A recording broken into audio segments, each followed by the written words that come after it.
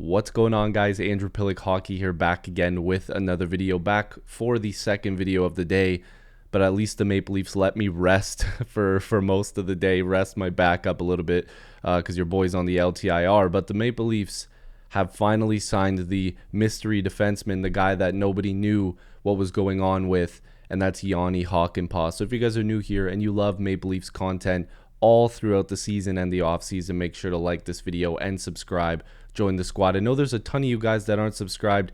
Help your boy get some more subscribers. I would really appreciate it. Let's get into this, though. It's going to be a lot of fun to continue to see how the Leafs make all these roster moves work. But let's get right into the press release for Jani Hakanpää. The Maple Leafs announced today that the hockey club has signed defenseman Jani Hakanpää to a one-year contract. The value of the contract is $1.47 million. And we'll look into all of his numbers in a second, but he's 6'7", 225 pounds. And this has been a guy that the Maple Leafs were reported to have signed when free agency had opened up, and it never officially got announced. There were some worries about his injury trouble, his knees. People didn't know if he was ever going to play hockey again. So it's obviously a concern, but the Maple Leafs are looking at this and saying, no, look, he's going to be ready to go. He's going to be fine. So let's see what happens. And this is what it looks like. This is what his numbers look like. Ever since he's come into the NHL, he's played a lot of minutes. And you can see in that 2022-23 season, he was playing nearly 20 minutes a night. So he's playing like top 4 minutes. Last year in 64 games, he played over 18 minutes. So we'll have to see. He chips in a little bit offensively. He's a plus defenseman. You know, not a ton of penalty minutes, but he does get himself into the box a little bit. But the next question is where is he going to fit into this blue line, right? Because this is the current look of what the Leafs pairs look right now.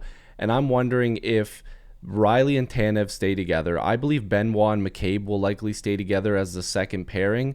And then you could potentially have Ekman Larsson and Hakanpää as your third pair, because you're gonna swap Liljegren in and out. And I'm also wondering if the Maple Leafs might explore moving Liljegren as well, depending on how Hakanpää performs at some point in the season. I don't know, just spitballing, but I can see Liljegren and Hakanpää splitting time on that third pairing, not splitting up Benoit and McCabe, but we'll have to see what it looks like. But Benoit, McCabe, and now Hakanpää play that gritty, physical style of game that the Maple Leafs need, the big bruising defenseman. And I want to take a look at hit leaders, because you can see this past year, Jani Hakanpää led the team, and he only played 64 games played with Dallas, right? He had 196 games, or 196 hits. Shout out to StatMuse. Sorry, guys, I'm still a little bit out of it here, but 196 hits. He led the Dallas Stars. And if you look at the Maple Leafs, you can see, like I mentioned, Benoit and McCabe were at the top. Benoit threw a lot of hits, only playing in 64 games, but he would slide into third here on the team with the amount of hits that he throws. And, you know, even in significantly less games, he was throwing almost the same average of hits as Jake McCabe was. So it's really good to see another defenseman that's going to throw the body around quite a bit. And the Maple Leafs get bigger, they get tougher, and they get a guy that can play close to 20 minutes. But I'd imagine because of the troubles with his injuries, and again, we're going to have to see what it looks like going into the season, how they're going to utilize him. But it's another guy that can play top 4 minutes. You've got Oliver Ekman Larsson, who can play top 4 minutes. You've got Tanev, who can play top 4 minutes. Riley, who can play top 4 minutes. McCabe, like literally everybody on this decor. You know, Liljegren has played top 4 minutes at points in his career. Benoit got an eye-opener to playing top 4 minutes last year. They all are capable of playing that style of hockey. So it might help this blue line to be able to divvy out the minutes a little bit and not put so much pressure on that first pairing.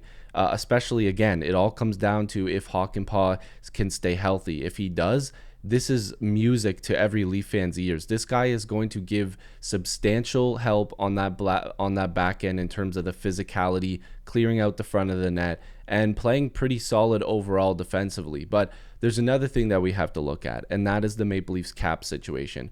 Currently, they're in the negative by $2.5 million, and that's with the addition of Nick Robertson and Jani Hakanpää. And, you know, we mentioned earlier today that Steven Lorentz is a guy that's going to need a deal if they believe he can win a spot with his PTO. And Max Pacioretty, according to every reporter, including Chris Johnston, is saying that he will end up signing a contract with the Maple Leafs once they get closer to the season. So where does all of that work? So first of all, I obviously think Robertson wins a spot over Dewar or Holmberg, but I can see somebody like Dewar being put on waivers or being a guy that gets sent down to the minors.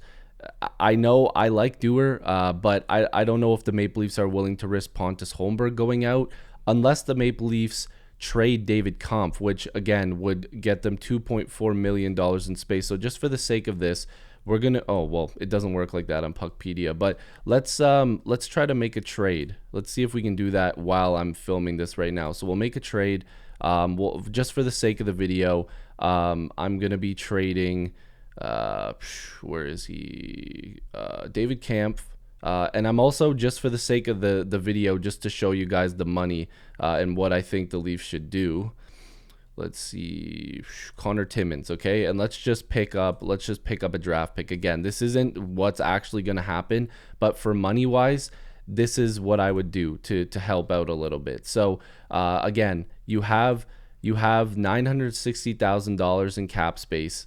And then this is how your blue line looks temporarily. I think they'll run with these 7 guys. And again, now you've got your forward group here. So what is the next move for the Maple Leafs at this point? Do they remove a Connor Dewar in favor of a Max Pacioretty and put him in the minors and bury his cap hit? Because if they do that, now they've got $2.1 million. This is where you could fit in a Pacioretty, right? So there's a lot of difficulty in terms of how the Maple Leafs can work this out. But of course, they've got guys that make a whole lot more money than I do and you do and everybody probably watching this do. So we'll have to see where they allot this money. But finally, Hakanpää is signed. Like I said, guys like Kampf, guys like Connor Dewar, guys like Connor Timmins, all these guys are going to potentially be moved or sent to the minors. Where does a Ryan Reeves fit in this situation? Are the Maple Leafs actually going to be signing Pacioretty and giving him that deal?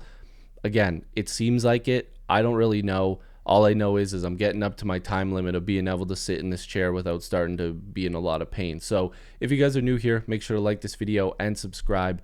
Join the squad. Sound off down below on what you feel and how you feel about this Maple Leafs team and how they're going to work out the cap. Who's going to get traded? Is Nick Robertson actually still going to get traded even though they just signed him? I don't know. We'll have to see. Sound off in the comments on Jani Hakanpää. I like the signing. I'm not trying to overhype it or anything. I just think it works out for the Leafs. So like and subscribe. Love you guys. And I'll see you in the next video or stream. Peace.